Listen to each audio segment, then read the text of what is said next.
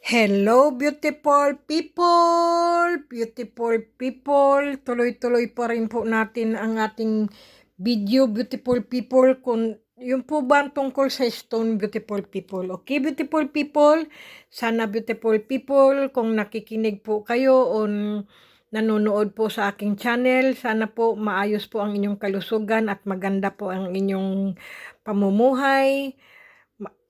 At sana po dahan-dahan po kayong umasenso at dahan-dahan din po kayo kung mayroon po kayong karamdaman, dahan-dahan po kayong makabangon o kung mayroon po kayong mga problema ay dahan-dahan nyo pong malunasan o ano po, beautiful people, okay? Sana po wala po kayong problema. Sana po maano po ang kasi beautiful people, ang problema po kasi parang bagyo rin po yan eh. Hindi naman po mag-i-stay ng matagal po yan. Dadaanan lang po yan tapos aalis ulit po. Okay, beautiful people? Kaya lagi pong isipin po natin na bumangon, maging matatag. Kasi lagi naman po talaga ang problema, laging dumarating po din yan eh. Okay, beautiful people, sana po nasa maayos po kayong kalusugan. Dahil kung ako naman po ay okay lang po ako, beautiful people, dahil mahaba po ang lockdown ngayon dito, beautiful people, wala po akong trabaho, kaya nasa bahay lang po ako. Nagpapasalamat din po ako sa mga manonood po dahil may mga alam po sila tungkol sa gemstone, sa mga bato-bato po. Ngayon po pinadalhan nila po ako kung anong mga ibig sabihin po. Kaya ito po, sinasabi ko po kung anong mga meaning po ng mga stone na to, kung anong may mga ano po, yung po bang mga iba't ibang uri po ng mga stone na nakuha ko po, mga gemstone po, mga kristal. Kaya nagpapasalamat po ako dahil may tao pong nagsabi na ang ibig sabihin ng ganyang mga stone na yan, ganyan-ganyan, kung may silbi o wala, beautiful people. Kaya yun lang naman, beautiful people. Pero yung pong sinabi ko po, beautiful people, na kung ano man pong nakakasama po sa inyo o masama po sa pandinig nyo, pagpasensyahan nyo na lang po ako. At saka, siyempre tao lang po tayo, minsan ang bibig natin, hindi naman natin nasasabi na diretso, may lumalabas talaga po kung ano pong masama. Kaya pasensya na rin po kayo, beautiful people. At yung iba naman ay expression ko lang po yun, kaya lumalabas po sa bibig ko yun. Okay, beautiful people? Sandali lang po. Kanina pa po ako, paggising ko po ay puro stone na lang po to at iinom lang po ako ng tubig. Kaya yun po, beautiful people. Kasi hindi po natin nalalaman, may mga healing din pala ang mga stone at saka nakakagaling at nakakagamot at nagbibigay pala ng swerte sa ating buhay, beautiful people. Kaya interesado ko po na matapos ko pong basahin itong binigay sa akin. Ang ganda pala po, beautiful people, na may ibig sabihin pala ang mga beautiful people, ang mga gemstone. Kung may mga nakasabit po sa ating mga porcelas, bracelet, hikaw, o kwintas, beautiful people, na may mga pala po yan, may mga pangontra din po, kaya may mga healing po ba. Okay, beautiful people, i-shout out ko lang po si Precious, MG at Sugi, at saka si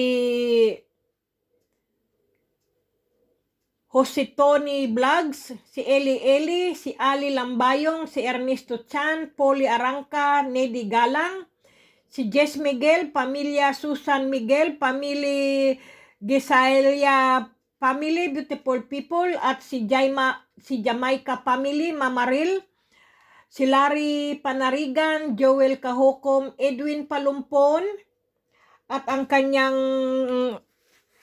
asawa at anak na si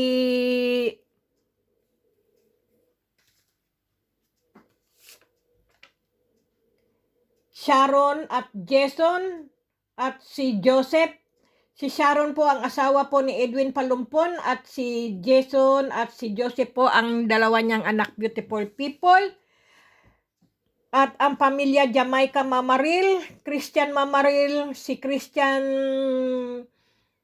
Mamaril Senior at Junior, si Jenris Mamaril at Karisma Humna Nicole, si Alfredo Baesan at si Jo Marinina at si Alwin Kasapaw at si Timo Obrador at si Lois Salva at Elizabeth Rodilas, beautiful people.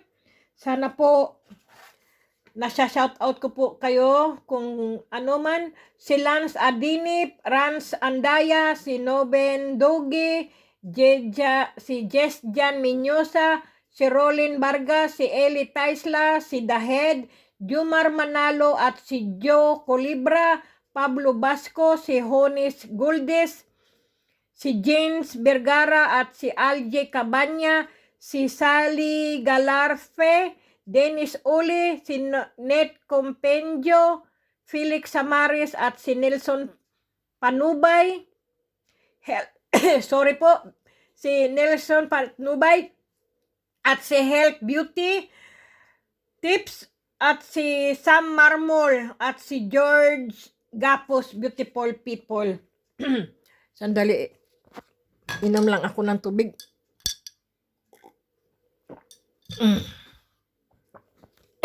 Nako. Okay, beautiful people, si Wilma Ligeralde, Hardin siya, Paolo Balinoyos at si John Mark Laguna, si Clark Johnson, D. Abituna at si Robin Bobon, si Joshua Perel at Eden Los Barrio, si Jerry at Kimberly at Polly Arangka, beautiful people, pamilya po yan. Okay, beautiful people, sana po okay lang po kayo at si Roldan Victoria, Marilyn Garciano, May Malasarte at Danilo Estomo, si Ramilin Lusica at si Nieves Takinaka. Okay, beautiful people. At si Jeneline Sigwa, beautiful people.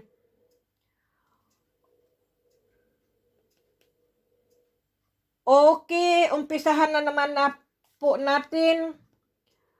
At si Karisma Humna Nicole, beautiful people, yung mga anak niya rin. Okay, beautiful people. Tuloy po natin. Ito po ay ang batong hinihintay po natin. Ang diamond, beautiful people. Ang diamond na bato, beautiful people, kumbaga po sa mga Chinese, ang pinaka-the best. Ang batong diamond ay inuugnay sa kapangyarihan o lakas, proteksyon, tapang, katapatan, pakikipagkaibigan, orihinalidad, kadalisayan, katapatan sa asawa at karelasyon, at kainonsentihan, beautiful people. Para sa mga Chino, ang asosasyon ng batong ito ay para sa kadalisayan, sa kapangyarihan at sa dibisnasyon o kabanalan, beautiful people, ang diamond na bato. Ayon sa kultura ng mga Chino, ang diamond ay mabisang panlaban sa mga evil spirit. Ayon sa Chinese, ang diamond ang tinaguriang stone of morality. Sa kasalukuyan panahon ng China, ang mga Chino na may kapasidad na makabili ng at magsuot ng diamond ay may layunin na palakasin at palutangin ang mga taglay na katangian ng nagsusuot ng batong ito. Sa China po, may taunang patimpalak na ginaganap at ito ay tinatawag nilang Remus Diamond. Sa paniniwala ng mga Chino, ang mga magwawagi sa nasabing patimpalak ay nakikipaglaban sa higit na mataas na mundo ng mga kaluluwa upang siyang hirangin na susunod na pinuno ng China. Wow, ganun pala, beautiful people yun. Ang galing, beautiful people, no? Ito naman po ang pearl. Saan ba yung pearl ko? May pearl po ako. Ito nga po, perlas po siguro ito. Pero may perlas din po akong kwintas na handoon po, kukunin ko lang po ba? Di, marami po akong, ang dami ko pong perlas na kwintas, sandali lang po, kukunin ko lang po ha. Ayan, beautiful people.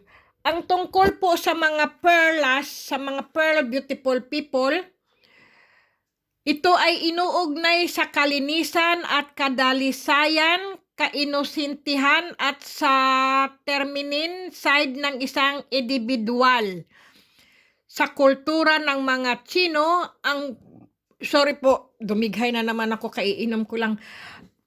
Sa kultura po ng mga Chino, ang batong perlas ay lubhang malakas at makapangyarihan. Ito ay tinatawag nilang the tears from heaven o the tears of God. Ang perlas ay karaniwang ibinibigay sa bata at walang asawang babae upang makatulong sa kanya sa kanyang paghahanap ng soulmate o makakapareha sa buhay. Ang batong perlas ang nais ng mga Chino na irigalo sa mga kanilang mga anak na babae na wala pang asawa upang magsilbi nilang proteksyon at upang gabayan ang kanilang puri o kabasalan. Sa mayayamang Chino, hinahaluan ng pinyon o dinurog na perlas ang kanilang inumin sapagkat pinaniniwalaan nilang nakalulunas ito ng lahat ng uri ng sakit at karamdaman. Ginagamit din ito ng mga Chino ang perlas na pampalakas ng katawan. Ganun pala, beautiful people. Alam nyo, beautiful people, hayan po, marami po akong mga perlas. Kasi po, pag ako po ay umuwi ng Pilipinas o saan man ako nadidestino, beautiful people, halimbawa po ay nag-stop over po ako sa bansang iyon, bumibili po ako sa duty free, beautiful people, ng mga, ng mga perlas. Pag kinagat mo po ito, para pong bato, ano ba tawag doon? Ano po yun, yung gas-gas po ng ngipin. Kasi po, pagka po tunay na perlas, beautiful people, magagas-gas po ang iyong ngipin. Kasi po, ganyan po ang mga tunay na perlas, beautiful people. Okay, beautiful people, iyan po ay mga nabili ko po sa mga duty free, beautiful people, kapag po ako ay nag-i-stop over po. Halimbawa po sa Malaysia, Singapore, o kaya po sa sa Bahrain, saan po ako nag-i-stop over po. Sa duty free po ako namimili ng mga perlas, beautiful people. Ayan, naipon ko po 'yan. Okay, beautiful people. Ayan po. Iba-ibang pong mga perlas po ang mga beautiful people. Pagka po kinagat mo yan, magngingiwik, po ba yung ngipin mo? Yung para pong bato na kinakagat mo po yan. Ganyan po, iba-ibang klase po ang aking mga perlas, beautiful people. Okay, beautiful people. Ganyan po. Ito po ay sa Pilipinas po ito. Ito pong nabili ko. Ang ganda po, mahaba po yan. Kapag po may mga okasyon po ako, ayan, sinusuot ko po yan. Binubuhol ko po siya para po siyang necktie. Ganyan po ang ko, yung aking mutya. Perlas po ba? Ayan, napakahaba po ng perlas. Ayan, beautiful people. Maganda pala ang perlas sa mga Okay, beautiful people, pinakita ko lang po ang aking mga perlas na mga nabibili ko po sa duty free pag ako po nag-i-stop over sa mga iba-ibang airport. Sa airport po yan, kapag nagbabakasyon po ako, namimili po ako ng mga perlas, beautiful people, mga kwintas. Meron po akong mga hikaw rin at saka bracelet. Hindi ko na po mahanap. Kasi po, beautiful people, ang hikaw po kasi lagi ko pong tinatanggal Tapos ang bracelet din tinatanggal ko. Kaya nawawala po pag naguhugas po ako. O kaya po nawawala. Po ba, nakakalimutan ko. Minsan isa na lang yung pares ng aking hikaw.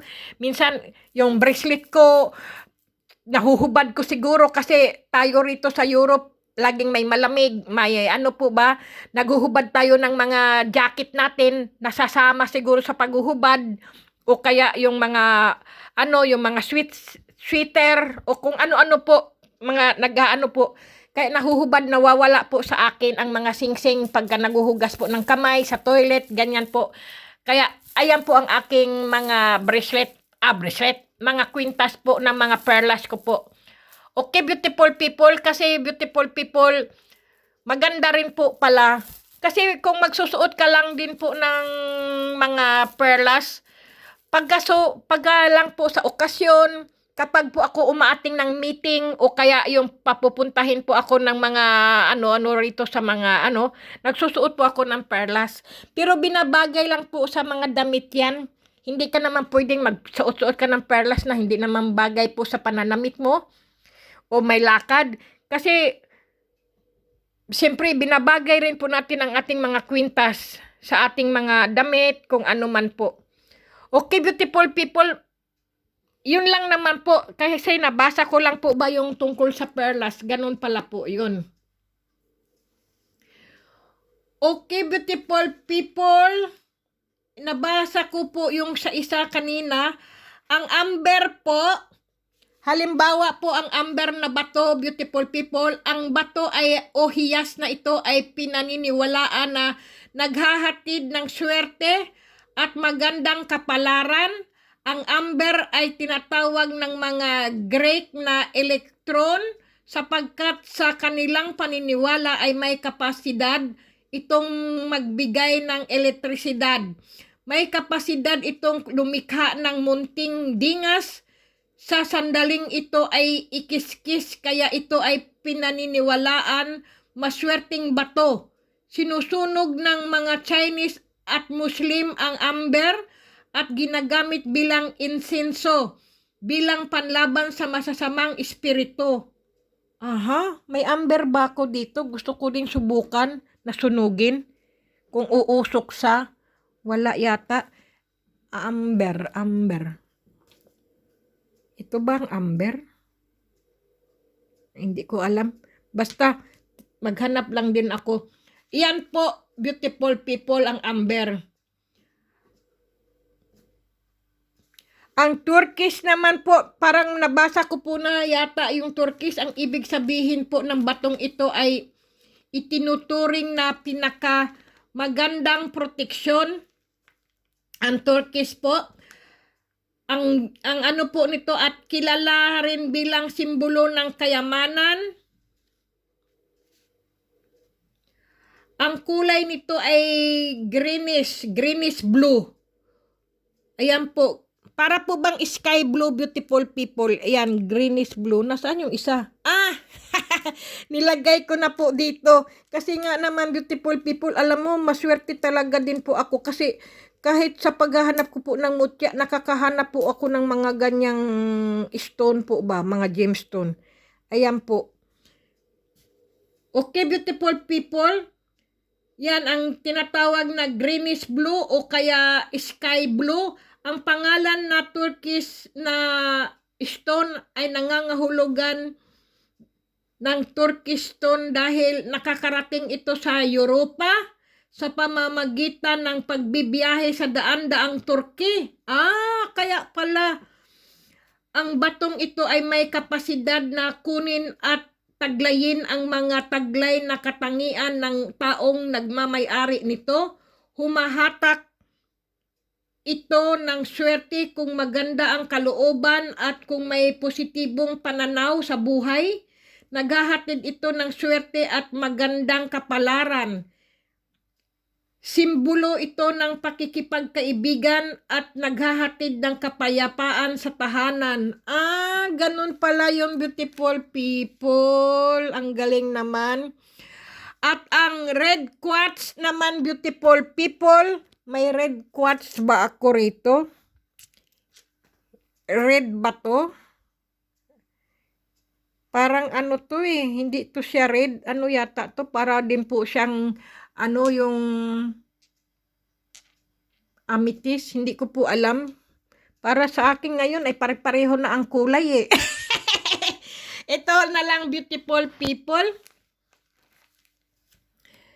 sa tahanan at sa oras na magawa ang ano pa yon? Sa ano po tayo ha? Ito pa po tayo sa Turkish na bato, beautiful people. Ibinibigay at dalhin ito araw-araw saan man magpunta. Siguraduhin na ang Turkish po na bato ay pwede nyo pong ilagay sa inyong wallet at palaging nasa tabi kahit sa anuman po ang ginagawa. Sinasabing, sandali, malalaglag. Ilagay ito malapit sa lugar kung saan nagtatrabaho ay makikita ang malaking pagbabago sa kabuhayan. Ang paglalagay naman nito sa wallet ay maghahatid ng swerte sa maraming sitwasyon. Dapat tiyakin na ang batong ito ay mapupuno ng hindi po mapupuno ng alikabok at hindi marurumihan dahil makakaapekto ito sa pagiging epektibo nito. Ganun pala, beautiful people. Kailangan pala laging malinis po siya at ilagay sa wallet. Ang ganda naman pala, beautiful people. Okay, beautiful people. Dito naman po tayo sa red quartz. Wala akong red quartz eh. Ito ba'y red quartz? Hindi eh. Mayroon akong red quartz. Saan ba yun? Basta, beautiful people, kasi ang red quartz lang kasi para sa akin yung ruby po ba? Pero magkaiba rin pala yun, beautiful people. Ang red quartz, beautiful people, wala akong mga red quartz, puro ano lang to eh. Ang pagsuot araw-araw ng red quartz pendant ay makatutulong upang maibsan ang kalungkutan at kabiguan sa buhay. Maaari rin itong makatulong upang maiwasan ang pagkakaroon ng problema na may kinalaman sa usapin ng puso. Okay. Pinaniniwalaan na ang red quartz ay nagtataboy ng negatibong enerhiya, kaya nagiging madali upang maikot at malaya ang positibong enerhiya. Siguraduhin lamang na tunay at hindi artificial na red quartz. Tama nga naman, beautiful people. Ang gagamitin upang makamit at inaasahang resulta. Ang batong ito ay perpektong regalo para sa mga taong dumanas ng kabiguan sa pag-ibig. Sa sandaling matanggap ang batong ito ay masisiguro na tamang kapareha na sa buhay ang matatagpuan nila. Okay. Beautiful people, narinig nyo po? Ganun pala, beautiful people. Kailangan po real at hindi po yung artificial na mga bato o mga stone po ang nabibili nyo. Siyempre, beautiful people, mag-ingat din po kayo kung ano po ang nabibili nyong mga stone. Kasi po, marami pong mga artificial na stone, beautiful people, mga gemstone. Kailangan po talaga ipaano nyo po talaga na siya ay tunay, kasi nga naman, beautiful people, umaasa ka na tunay na mga gemstone yung nabili mo para po sa sa kalinisan, sa kagalingan, yung gabay po ba, at yung yung marami pong di ba, pampaswerte, yung pampatanggal po ng mga kung ano-ano pong sakit sa katawan, tapos po artificial lang pala yung suot-suot nyo po, baliwala po, beautiful people. Kailangan po talaga yung tunay po na mga stone. Okay, beautiful people, sabihin nyo lang po sa mga nagtitinda, iyan ba ay tunay na stone? Baka artificial po yan. Kasi ang artificial po, pwede po nyong sunugin ng lighter. Pag po siya ay umusok at nangitim at umano po siya umapoy, yan po ay artificial. Pero kung bato po ay sinunog nyo po ng lighter, halimbawa, beautiful people, gaya po nito, hindi po yan masusunog kasi po mga stone po talaga itong aking mga bato, beautiful people. Wala po akong artificial, beautiful people. Okay?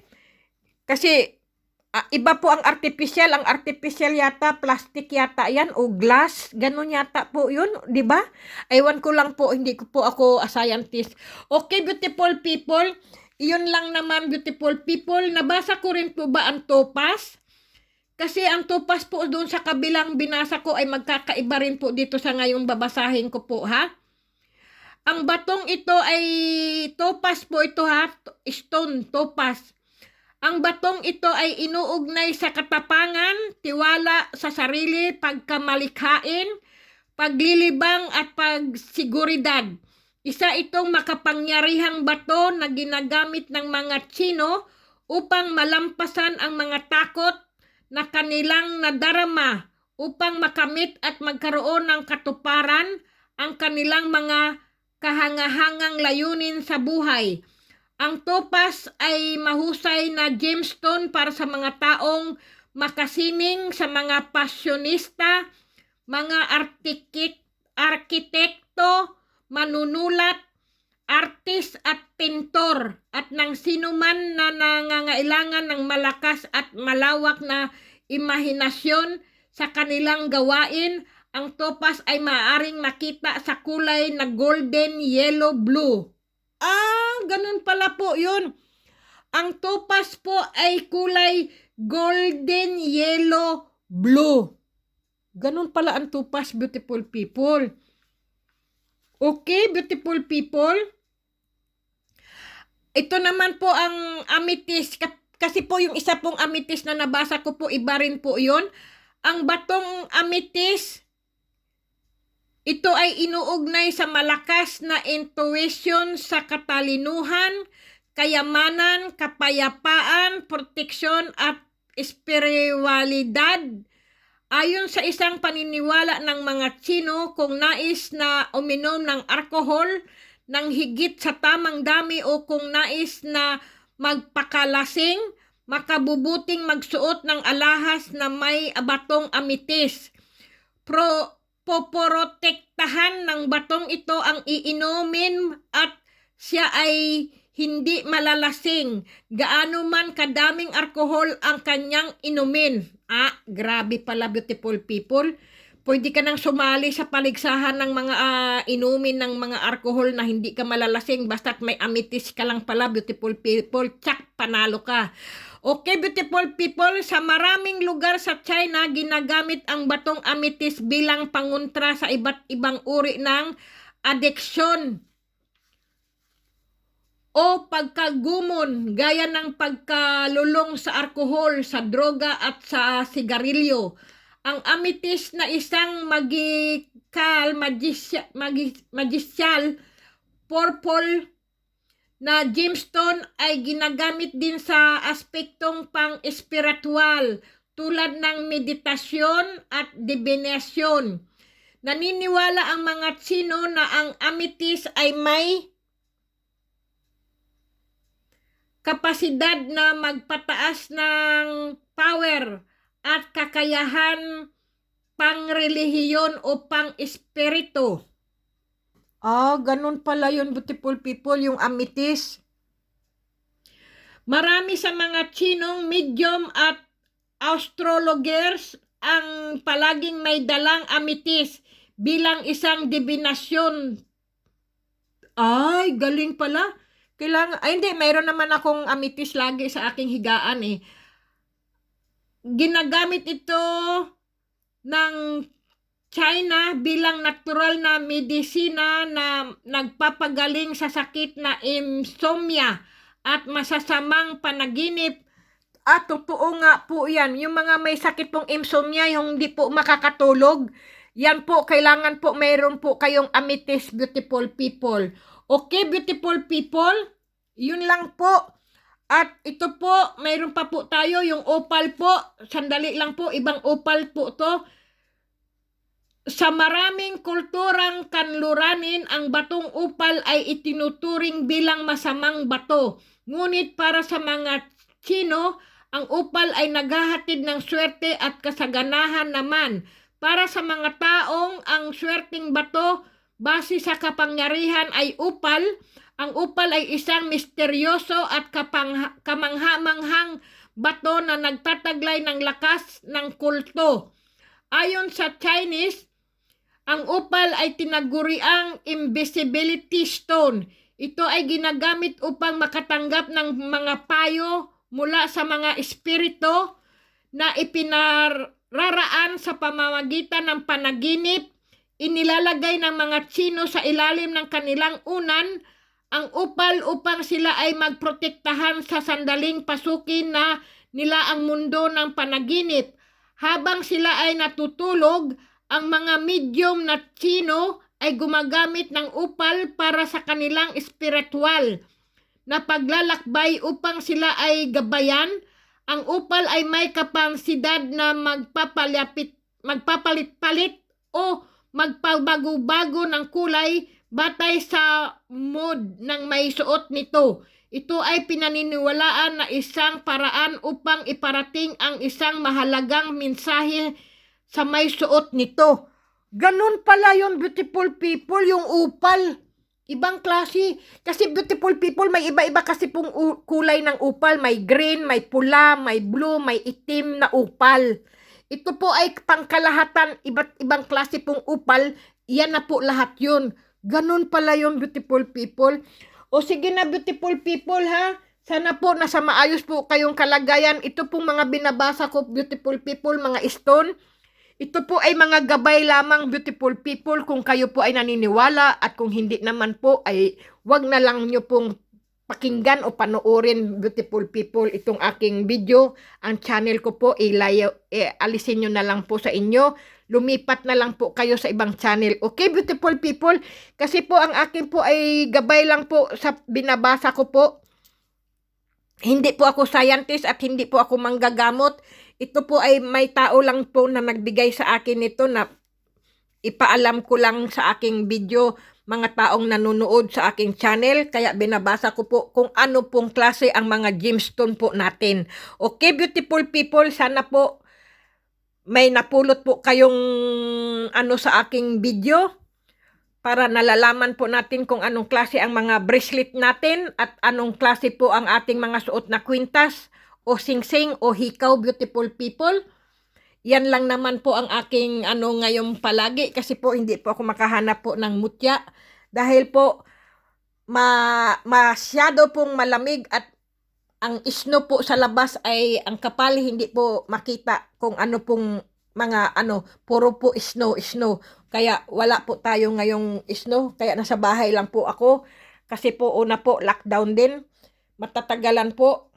Kaya sana po po nyo ang aking video ngayon, mapapanood at makikinig na lang po para po magabayan po tayo. Okay? Pero dasal pa rin po ang ating sa Panginoon Diyos beautiful people. Huwag tayong makalimot magdasal kasi yan lang po talaga ang